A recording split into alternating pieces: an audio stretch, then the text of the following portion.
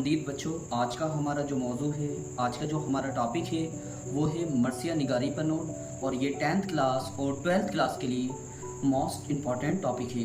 मरसिया निगारी पर नोट लिखो, इस टाइप से क्वेश्चंस आ सकता है। चलिए अब हम शुरुआत करते हैं इसके जवाब की, किस तरह से हमें बोर्ड एग्जामिनेशंस में हमें इसका जवाब लिखना है।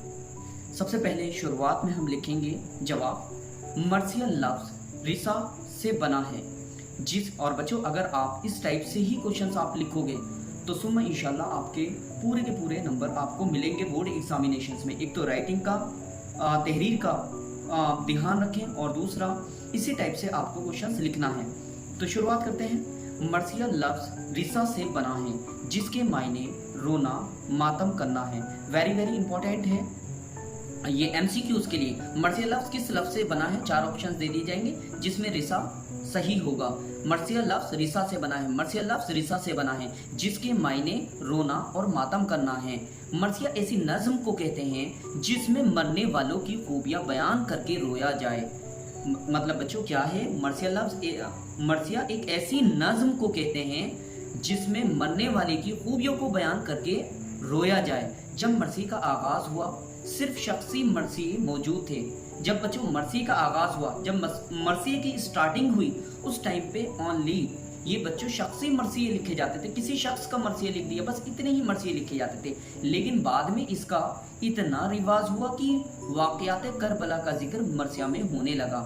जो वाक़या करबला हुआ था, जो करबला का वाक़या था, वो अब मरसिया में होने लगा। मरसिया का अब इतना रिवाज हो गया है, जो भी करबला में मतलब वाक़या हुए हैं, जो हमारे नबी के नवासों को शहीद किया है, अब वो मरसी में लिखे जाने लगे हैं, मरसी की शक्ल में मिलने लगे हैं। इस नज़्म का मतलब सुनने वालों में रंजो गम पैदा करना होता है। बच्चों दोबारा सुन लें। मरसिया लफ्ज़ रिसा से बना है जिसके मायने रोना मातम करना है। मरसिया एक ऐसी नज़्म को कहते हैं जिसमें मरने वालों की खूबियाँ बयान करके रोया जाए। जब मरसी का आगाज़ हुआ सिर्फ शख्सी मरसी मौजूद थे, लेकिन बाद में इसका इतना रिवाज हुआ कि वाक़यात करबला का जिक्र मरसी में होने लगा। इस नज़्म का मतलब सुनने वालों में रंजो गम पैदा करना होता है। चलिए मरसी के अज्जा तरकीबी समझ लेते हैं। याद रखना मरसी के 8 अज्जा तरकीबी होते हैं। ये एमसीक्यूज के लिए इंपॉर्टेंट है। मरसी के कितने अज्जा तरकीब होते हैं? 6 भी आ सकता है, 7 भी, 8 भी और 9 भी। तो याद रखना आपको 8 पर टिक लगाना है। 8 सही होते हैं। मरसी के कितने अज्जा तरकीबी होते हैं? मरसी के 8 अज्जा तरकीबी होते हैं। सबसे पहले आ जाता है चेहरा। मरसी के इब्तदाई हिस्से में तमहीद के तौर पर ऐसे मज़ामीन बयान किए जाते हैं जिसमें मरसी के हीरो से बरा रास्त कोई वास्ता ना हो। चेहरा क्या होता है बच्चों? इसमें शायर मौसम की बहारों और मतलब मरसी की इब्तदा में जो मरसी की तमहीद होती है, इंट्रोडक्शंस होता है, उसमें मौसम की बहारों का मज़ामीन का जिक्र करता है। हीरो से कोई भी ताल्लुक़ नहीं होता। इसके बाद आता है बच्चों सरापा। सरापा क्या होता है? मरसी के इस हिस्से में हीरो का नाक नक्शा, कदो कामत व बहादुरी का बयान किया जाता है। सरापे में क्या होता है?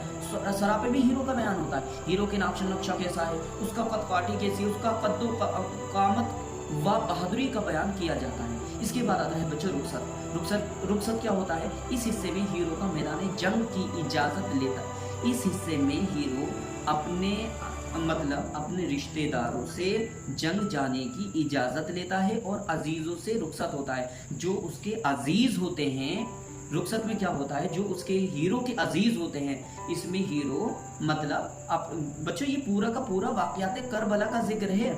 इस हिस्से में हीरो मैदान जंग जाने की अपने अजीजों से इजाज़त लेता है और रुखसत होता है।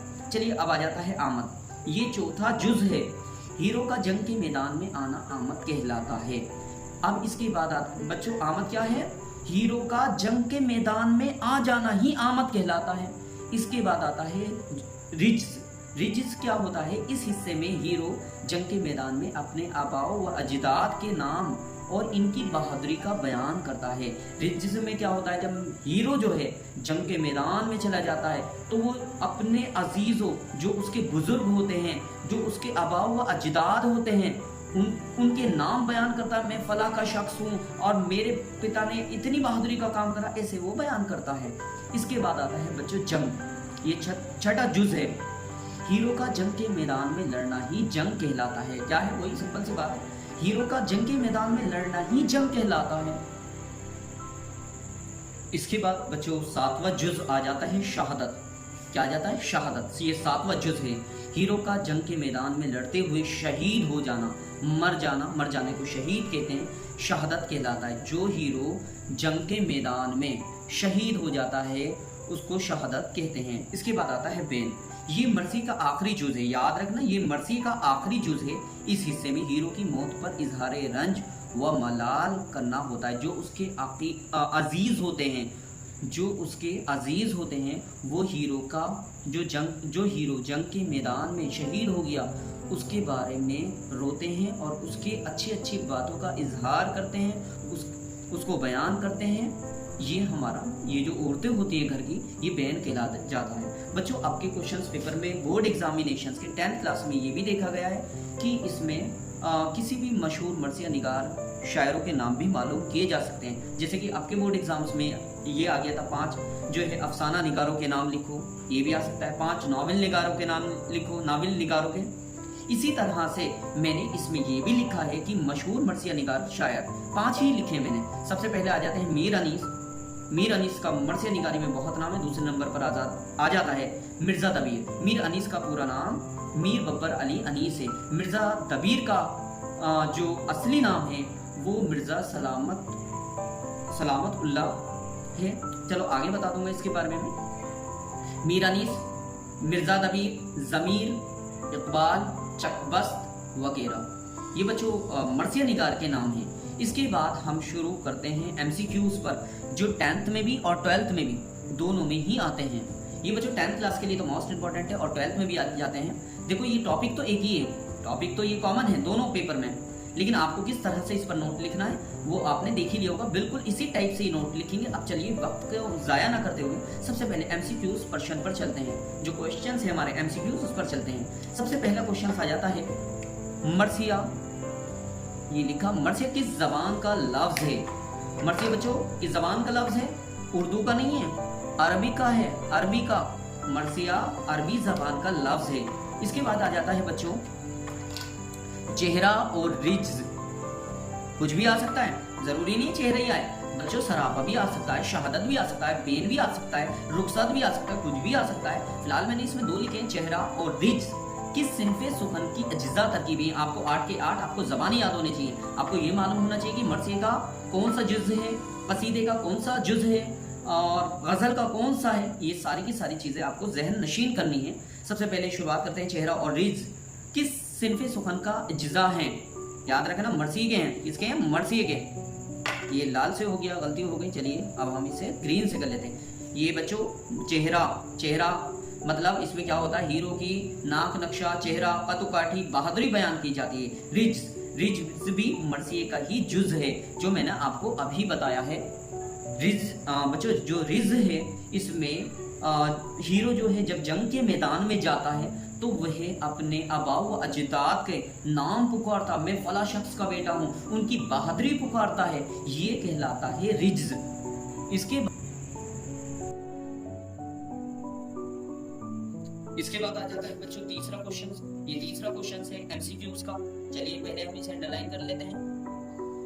बच्चों ये पिछली बार भी हाई स्कूल में देखा गया है ये क्वेश्चन। मर्सिया के अज्जा तरकीबी किसने मुतय्यन किए? मतलब मर्सिया के अज्जा तरकीबी किसने बनाए? याद रखना ये ज़मीर ने बनाए थे, मीर ज़मीर ने बनाए थे। इसके बाद आ जाता है मीर अनीस को किस सिनफ़े शायरी में कमाल हासिल था? शुरुआत तो इन्होंने गजल से ही की थी, लेकिन कमाल किसमें हासिल हुआ इस शायरी में? मीर अनीस का नाम सुनते ही याद रखना बच्चों, जहन में आ जाना चाहिए मर्सिया निगारी, मर्सिया निगारी। मीर अनीस का जहन में नाम आते ही आपको याद आ जाना चाहिए कि मर्सिया के शायर थे। इसके बाद आ जाता है मीर अनीस की पैदाइश, वेरी वेरी इंपॉर्टेंट है, आपके सिलेबस का हिस्सा है 10th क्लास के। मीर अनीस की पैदाइश कब और कहाँ हुई? याद रखना 1802 में फैजाबाद में हुई थी। 1802 में फैजाबाद में। मीर अनीस का पूरा नाम याद रखना, मीर अनीस का पूरा नाम क्या था? मीर बब्बर अली, पूरा नाम था मीर बब्बर अली। इसके बाद आ जाता है बच्चों मीर अनीस के वालिद साहब का नाम। मीर अनीस के वालिद साहब का नाम मीर मुस्तहसन खलीक था। मीर मुस्तहसन खलीक था, याद रखना। मर्सिया के किस खानदान की रिवायत, मर्सिया किसके खानदान की रिवायत है?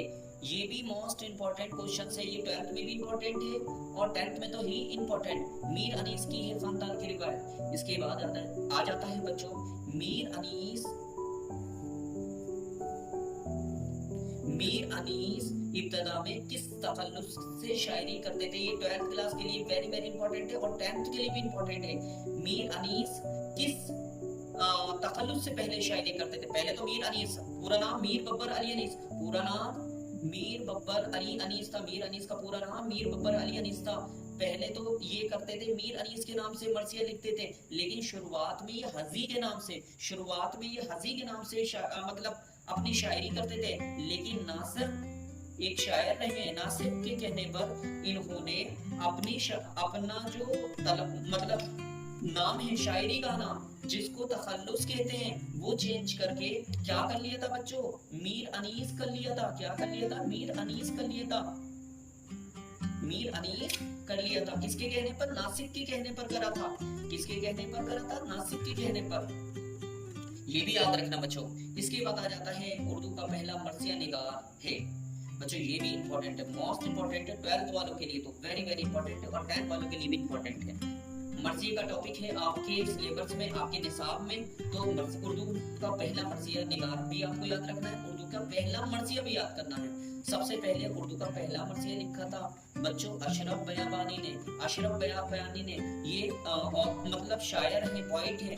अशरफ बयाबानी ने पहला मर्सिया लिखा था और इनके मर्सिया का नाम क्या था? इनके मर्सिया का नाम था नौसर खान। अशरफ बयाबानी ने लिखा था, इनके मर्सिया का नाम, ये मर्सिया है, ये बच्चों मर्सिया है और ये शायर हैं। ये कौन है? ये शायर हैं। याद रखना उर्दू का पहला मर्सिया निगार अशरफ बयाबानी और उर्दू का पहला मर्सिया नौसर हार है। चलिए बच्चों अगला क्वेश्चन आ जाता है 11th क्वेश्चन। मर्सिया के कितने अज्जा तरकीबी होते हैं? मैंने अभी आपको बताया मर्सिया के 8 अज्जा तरकीबी होते हैं। मर्सी के कितने अज्जा तरकीबी होते हैं? मर्सी के 8 अज्जा तरकीबी होते हैं। मर्सी के कितने अज्जा तरकीबी होते हैं? याद रखना 8 होते हैं, 8 होते हैं। और कौन कौन से होते हैं? कौन कौन से होते हैं याद रखना। इसमें मैंने टिक कर रखा है, चेहरा होता है, सरापा होता है, रुखसत होता है, आमद होता है, रिज्ज होता है, जंग होता है, शहादत होता है, बेन होता है। मर्सी के 8 अज्जा तरकीबी होते हैं। चेहरा, सरापा, रुखसत, आमद, रिज्ज, जंग, शहादत, बेन। चेहरा, सरापा, रुखसत, आमद, रिज्ज, जंग, शहादत, बेन। ये मर्सी के 8 अज्जा तरकीबी हैं। अब आ जाता है क्वेश्चन 12वां। जंग का ताल्लुक किस सिन्फ से है? भाई जंग होगी तो इंसान शहीद होगा, शहीद होगा तो उसकी मैयत पे रोना आएगा, और जब रोना आएगा तो रोना किस नज़्म में आता है? याद रखना मर्सी में आता है। इसके बाद आता है 13वां क्वेश्चन आ जाता है। 13वां क्वेश्चन है बच्चों, ये तो आप खुद भी लगा सकते हो, इसमें अभी इतनी बार समझा दिया है। ऐसी नज़्म कहलाती है जिसमें किसी की मौत पर गम का इजहार किया जाए, जिसमें किसी की मौत पर रोया जाए, गम का इजहार किया जाए। याद रखना मर्सी लिखता है मर्सी को बामे उरूज तक किसने पहुंचाया? बच्चों मर्सी को बामे उरूज तक मीर अनीस ने पहुंचाया। मीर अनीस ने बहुत ही खूबसूरत मर्सी दिए हैं। ये थे बच्चों को जो मतलब मर्सी के मुतालिक सवाल थे और अल्लाह ने चाहा सुम्मा इंशाअल्लाह इसमें से ही क्वेश्चंस आ जाएंगे मर्सी पर, ऑब्जेक्टिव टाइप भी, और नोट मैंने आपको लिखना सिखाई दिया। एमसीक्यूज जो क्वेश्चन है मर्सी के, इससे बाहर बिल्कुल नहीं आएंगे। ये बिल्कुल एक मैं जो आपको करा रहा हूँ एकदम टॉपिक वाइज करा रहा हूँ। टॉपिक वाइज अगर आप इस नोट्स के आधार पर पढ़ोगे तो इंशाअल्लाह उर्दू में आपके 90% से ऊपर ही नंबर होंगे। चलिए शुक्रिया, आदाब।